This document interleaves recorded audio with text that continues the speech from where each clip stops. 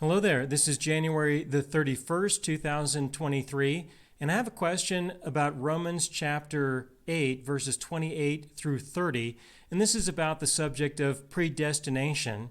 I take the point of view that predestination has to do with God reaching out to the collective of people, not individuals, whereas most people are taking the position, or they have the point of view, that God reaches out to individuals, or he decides on an individual basis who is going to be saved and who isn't going to be saved. And so the question was about these verses. Well, isn't this talking about the point of view that God chooses people on an individual basis? And I understand that this is a popular point of view and that this is taught in a lot of places and has been taught for generations now. That this is referring to people on an individual basis. I just look at these verses differently. Now, I would like to encourage you to listen to the verse-by-verse study that I did on the book of Romans that is found in the Living God Ministries radio archive, because I spent a lot of time talking about these verses. There is an enormous amount of content in these verses, and so I spend a lot of time talking about the different parts that are contained within these verses, and I spoke about this subject there as well. And so I'd like to encourage you to spend the time to listen to those programs. This format allows me to answer questions in a brief way, but in those other recordings where I've taught verse by verse for a long period of time in an uninterrupted format, that's where a lot of the details are found, okay, to go there. So I can speak about this in general, but it's going to be really easy for me to be distracted, and I can talk about other things and not stay focused on the question at hand, which is, how are we to understand these passages if they don't say what other people are saying? Okay, now it's true that you can look at these and you can kind of decide that it says something that Paul did not intend. All right, it's open-ended enough. The words allow for an alternate interpretation. Just because the words allow for an alternate interpretation doesn't mean that that interpretation is correct. All right, what I'm more interested in is what was Paul intending to say? Okay, if things are ambiguous or open-ended, or there's enough room, to allow for a different interpretation, well then what was Paul intending to say? And based on everything else that Paul has had to say, I would say that Paul was not intending these verses to be used to describe an individual situation of predetermined salvation. I don't think that would be what he was intending to say. All right? So just because there is an alternative point of view, I have an alternative point of view, that doesn't necessarily mean that it's correct. You have to consider other things in circumstances like this. Now, what I think is more important to people is not the truth in this case. It's my opinion from my conversations with a lot of people about this, that what's more important to them is what are the consequences of embracing the truth if they were to concede that what I'm about to say is correct. What's going to happen in their lives? All right, and I'll come back to this in a little bit. You will discover this by asking a different question. The other question you need to ask is of these individuals who want to take these alternate theological points of view. You need to ask them, well, what would be different in your life if you were to change your belief concerning this? What would happen to you? What would happen in your life? What would the consequences be if you were to embrace a different point of view? I'll come back to that in a little bit. Let's go ahead and look at Romans chapter 8, beginning in verse 28, where it says, "And we know that all things work together for good to those who love God, to those who are called according to his purpose." All right, now, of course, you can see that there's a lot that could be said about this. All works together for good Well, some people experience a little bit more tribulation than others, and the goodness that they obtain is often different from the goodness that others seem to encounter. So, there could be a lot to say about this idea that all things work together for good. For some people, they would probably prefer what you experienced in your circumstances of life. They might prefer your outcomes over theirs, or they might like theirs more than yours. All right, this is open-ended. There's a whole lot that could be said about this idea that all things work together for good. But the second part of this, to those who are called according to his purpose, what is the purpose of God? The primary purpose of God is to have people in his life who want to be in his life.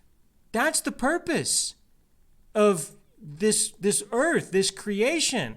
It's so that he can get people who are in his life because they decide that they want to have a relationship with him. With the angels, it was different. The angels were just created. They're in the presence of God. What are you going to say? Are the angels going to have a conversation about, gosh, I wonder, is there a God or not? He's right there. There's no denying reality for them. Their issue was were they going to decide to reject their position and their relationship with God? All right? And some of them did. Some of them decided to reject their God and reject the relationship that they already had. In our circumstance, it's totally different.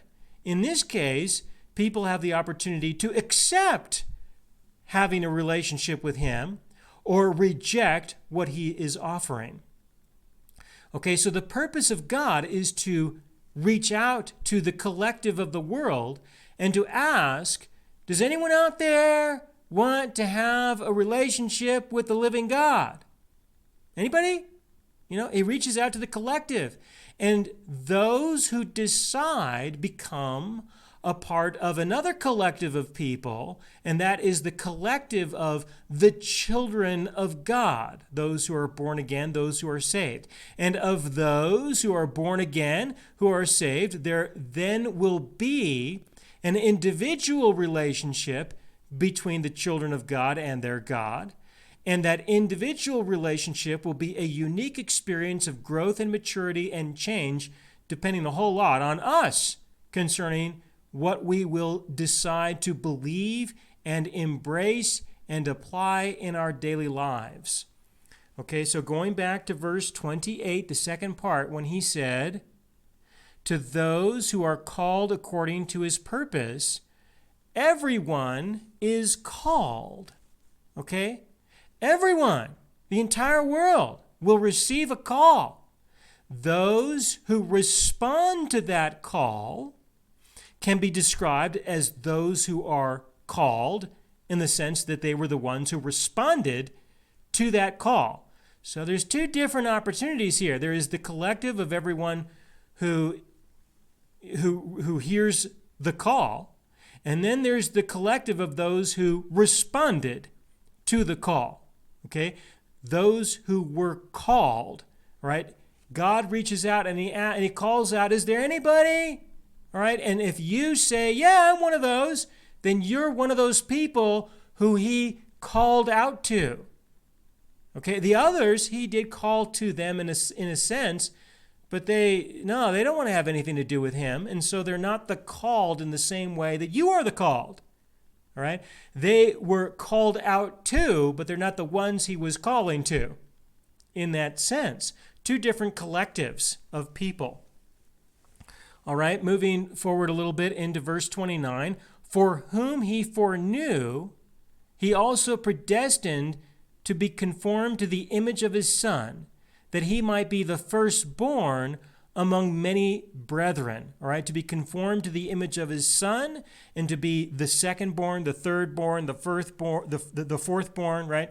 He's talking about the collective, those who would be saved. He knew that there would be some people. That's what he foreknew. He knew that there would be some people who would respond to the call. Okay, and they would be become a part of the collective of the children of God. You know, the 112th born, the 1,272,000 born, whatever that may look like. All right, the collective. He's talking about the collective, and he foreknew that there would be some who would respond to that call. So again, in verse 29, for whom he foreknew. Who were the ones that he foreknew? He knew. He just knew that some people would want to live in reality and would want to know the truth. Individually, did he know? I think he could know if he wanted to know. But it doesn't say that, I don't see that he said that he knew on an individual basis that you would be one of those people who would respond. I think he decided not to know that, as we can look into the scriptures and see that there were many occasions when God decided not to know certain things. My favorite, of course, is the situation with Sodom and Gomorrah. He decided to not know some of the things that were going on down there. Even when he was talking with Abraham, he said, look, Abraham, I'm here to see if what people are telling me is true. But even then, he didn't go. He sent a couple of angels to go and find out for sure what was going on. So God can know anything that he wants to know. He can certainly do that, but he has definitely decided to not know some things. So he foreknew that there would be some people. It doesn't say here that he was talking about individuals. If you would like to believe that he was talking about individuals, I would say you have to go look somewhere else. I don't think that there is a somewhere else. All I can say is I just don't think that this is the appropriate verse to use to try to take that position. Again, in verse 29, for whom he foreknew, he also predestined to be conformed to the image of his Son, that he might be the firstborn among many brethren. That is talking about the collective group of people, the children of God. Moving on to verse 30, moreover, whom he predestined, these, the collective, right? These he also called. Whom he called, these he also justified, and whom he justified, these he also glorified. All right, and I spent time talking about each one of these different parts in the verse-by-verse study I did through the study that I did for Living God Ministries, the verse-by-verse study on the book of Romans. All right, but he's still talking about the collective, and he's talking about salvation. All right, these he also justified, and whom he justified, these he glorified. All right, to be glorified means that you would now be known. Known as who? Known as a child of God. All right, known as a member of the collective. Okay, so that's an explanation. I think that's an explanation that is more consistent with other things that Paul had to say. If you would like to believe that he's talking about individuals, I would have to say you need to go look somewhere else, and I don't think that there is a somewhere else. I really don't, but people would like to take that point of view. What would be the consequences that a person would experience if they were to believe what I just described? What would be the consequences? Well, you could look at a religious teacher, minister, pastor, priest, or whomever who's in a position of teaching the scriptures. And of course, if they teach something different, well, they're going to lose their position. The people who they are teaching these things to will then find somebody else. They'll hire somebody else. That's a big consequence, all right? That's a big one. And while these guys are usually the easiest people to have access to and to talk with about these different points of view, they're also the least likely to embrace what you are saying, because they have the greatest consequences that they may experience in their lives. If they lose their job, they could lose their family, they could lose their home, they could lose everything, and then they're going to have to go find some new line of work. And that's not the easiest thing to do for a lot of people. Usually have to go get some new education even in order to learn how to do something different and then go do something different. There's a lot of change that a person can experience in their life just because of what they believe. All right? So, this is a big deal. What about other people? Well, If other people embrace what I just described, that God is talking about groups of people and not individuals, well, what could happen to their family, and their friends? Their family may reject them. Their friends may reject them. All right? And this can be more important to people than the truth. It can be more important. Or they might believe it secretly, good for them, but they're definitely not going to let anyone know, definitely not you, know that, that they agree with you, because the consequences can be enormous in people's lives. And this is something that you should acknowledge and you should pay attention to. And maybe you would be faced with a decision like that as well. If you are, and you're concerned about the consequences with regards to embracing a different point of view on these passages, I will definitely encourage you that regardless of what you may lose, what you gain in the truth is much greater than anything that you could possibly lose in your lives, okay, in your life. There's other things. People want to believe in the predetermined salvation because they're worried about someone who was important to them and that person died. These are the kinds of things that people really deal with. You can argue over these verses for days, for years. They will definitely argue with you for forever about these verses in order to hide the fact that what is really important to them is something like somebody died who they were close to, and they don't want this person to go to hell. That could, that's an example of what is really important to them, and they won't let you know. They won't tell you that that's what they're worried about, because they know that that person rejected their God their entire lives. They rejected Jesus. And that's what happens. Okay? And they don't want that to happen. So they're wanting to believe in this predetermined salvation thing on an individual basis because they just really want to have some sense of hope that maybe, even though this person rejected their God their entire lives, maybe they're one of those special chosen people who God predetermined would be saved anyway. And they just want to hang on to that hope. Okay? I have encountered people like this, that this is what is more important to them. And I can understand this. I've had people in my life who were really important to me, and I don't, and they rejected their God throughout their entire lives. In some ways they were exceptionally religious, but that has nothing to do with having, a real relationship with the person who created them. It has nothing to do with that at all. Even so, they reject the gospel. They reject the truth that God revealed about what, the condition is, the problem between humanity and him, and the solution that he provided, all of that. And they rejected that. They did, Now, I'm not the one who decides whether they go to heaven or hell. And I'm thankful that I don't have to make that decision. I can only testify of and report on what God has had to say. If you have a problem with what God has had to say, you talk to him. All right? Don't go against me. Don't reject me. I'm just letting you know what he said. Oh, that is evil that you would let somebody know what God has had to say. How dare you? I've encountered lots of situations like that. But, I understand how people feel and what they're concerned about. But I'll tell you how I deal with it. I will respect whatever decisions people make. If they want to reject God, they can do that. That's their thing. I don't have to be personally offended by that. I'm not, at all. They can talk with God about that. And I don't think that conversation is going to be pleasant, but it's their decision. And I leave it there. I really do. So as much as I may desire something different, it's not my choice.